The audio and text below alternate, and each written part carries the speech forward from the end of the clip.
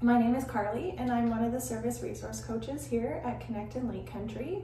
I've been with the company for 15 years. 12 of that I spent as a life redesign coach, and before I moved into the service resource coach position, I spent a lot of time thinking about what would have made my journey easier. And when I moved into this role, one of my big projects was to bring in some training that would help us prepare for the unexpected in a way that we didn't currently have offered in our onboarding. So after speaking with a bunch of different companies in Canada and in the United States, we landed with Safe Management Group, who is a Canadian company based out of Ontario. We got extremely lucky. Our trainer that has come to train us actually works with Hamilton Health Sciences on the ABI unit, so she is very intimate with the type of people that we support and what that might look like to make sure that we understand their needs and how to meet them where they're at.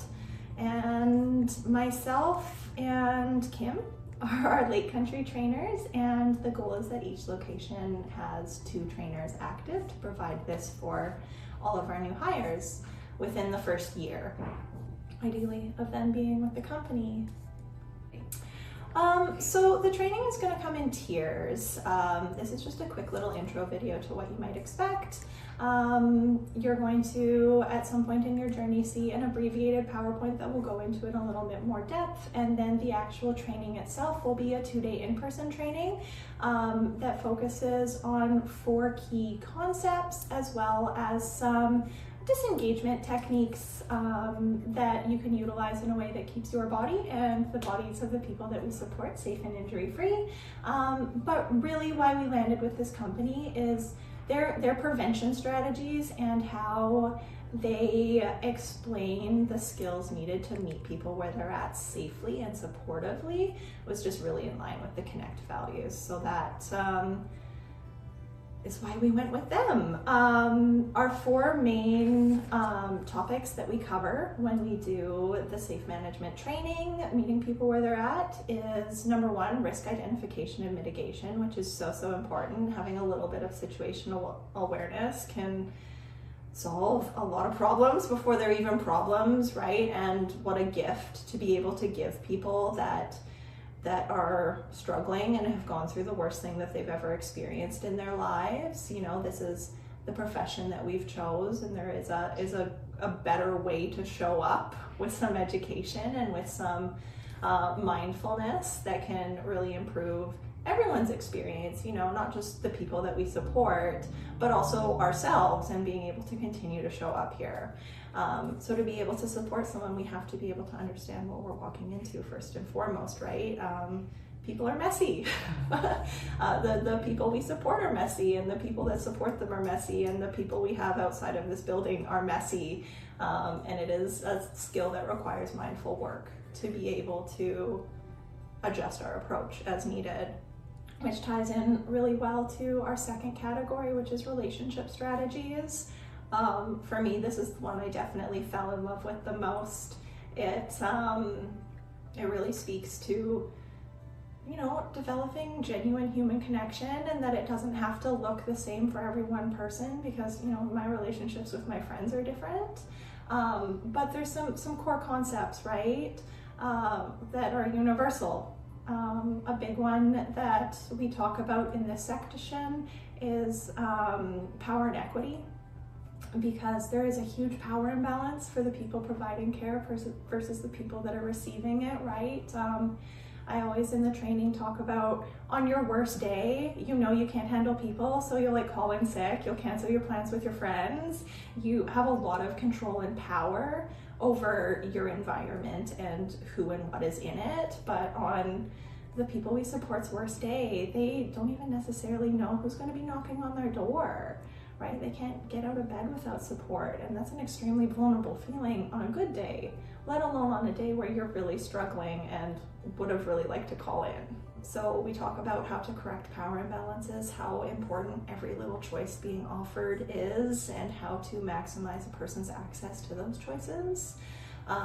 We talk about empathy, caring, and acceptance. There's a really cool acronym we use in here, the PAE acronym, when we're talking about relationship management strategies, that is pay attention, acknowledge, and encourage. And I love that it's the PAY acronym, because like your relationship is like a bank and you got to put more into it than you ask to get out of it, right? Or you're literally going into the red. And I think that's a super apt metaphor for working with people. So another thing we talk about in this area is avoiding coercion, which is something that I don't think ever happens maliciously, but it does sometimes crop up as an opportunity, and we need to make sure that we're holding ourselves to a high standard.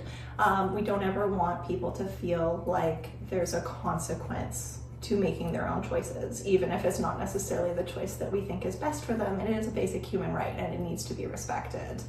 And the last thing we talk about when we're talking about our relationship strategies is reading and responding to emotions, because they play a super powerful part in our relationships. And for a lot of the people we support, their ability to show emotions is a little bit different than it used to be. You know, we work with a lot of people that are experiencing differences in how they can move their facial muscles, and what might look like anger, it might be sadness or pain or stuff like that. And it's really important that we can approach those things in a way that is curious and supportive and collaborative, to make sure that we are moving forward with accurate information on what's important for them in those moments. The third module that we talk about, and this is definitely my counterpart Kim, her favorite one is understanding behavior, which is, you know, just incredibly important. We always like to say that, you know, all behavior serves a purpose, right? And if someone is doing something intentionally for attention or whatever, and they know better, like, we actually need to know better, if that makes sense. Like, if you're coming up with a way to explain a need to me, and, you know, after an acquired brain injury, you might have a diminished capacity to really understand what's going on in your brain. So it's important for us to be able to understand that what's on surface level might not actually be what's happening. It might be speaking to a bigger problem. We need to be curious about those things. We need to understand that in a lot of ways, like, it's a great communication tool, right? It's expressing a need. So it's really important that we learn that language that we might not be super in depth with in our relationships outside of this building. Really important when we talk about this as well, and this is one of the things that really sold this training for me, is the importance of a positive milieu. Your milieu is your social environment. So it really builds on that community reintegration and that social capital, because behaviors are reduced when boredom and understimulation is less of a factor. And for a lot of the people we support, you know, they're not working right now, they're not participating with their family to the extent that they were. They maybe don't have access to the same sports in the same capacity that they used to. And it doesn't necessarily leave a ton of ways for you to independently fill your time. And I mean, that's the magic of Connect, right? Is that we're not just a facility, that we are reconnecting people with a meaningful life. And the more that we can do that, instead of just letting people sit in their rooms alone or out back in a group smoking and bored, if we can provide meaningful opportunities and positive social interactions, we see way less behaviors, right? We like to talk about in this section how you're going to experience some challenging moments at work, and we are the worst to the people we'll feel the safest with.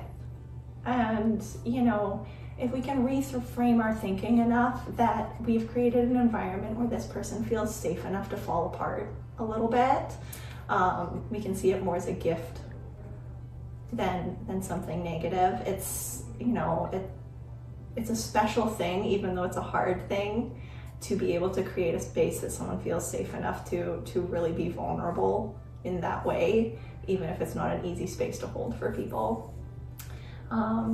But we have a lot of people that come from like locked facilities and stuff like that, that they come with these big scary words attached to them, that they've needed some pretty serious interventions, and suddenly they're in a more home-like environment without those things present, and they have access to a real life and real opportunities, and that's not a problem anymore.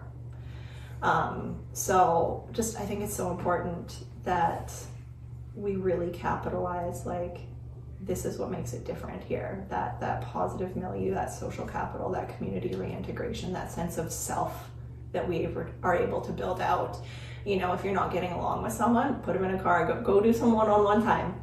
Find a way to connect with them outside of care or whatever else. Like, put some time into it, pay in, rebuild that relationship, right? You'll have way higher job satisfaction, way less risk of burnout, and just more success, right? We want success to look like, Karen asked me this once, what does success look like for you at 6 months? And my answer was, my coworkers are happy to see me, I'm happy to be here, and the residents are happy to work with me.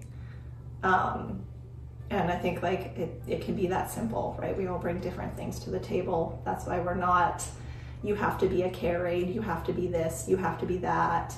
It's, what do you bring to the table that complements the team and the people here, and fills a need and creates an opportunity that we didn't have otherwise, right? And then the last thing we talk about is aggression management and reduction.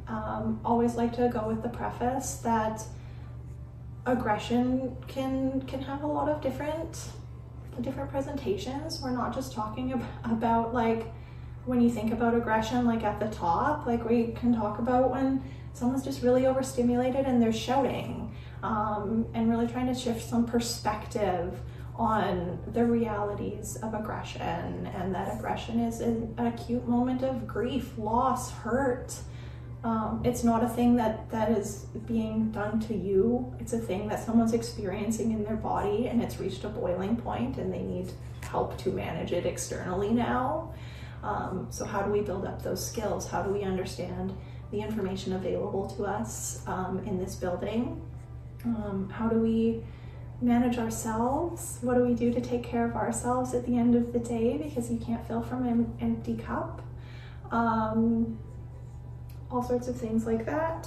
And we always, in this part as well, talk about proper debriefing.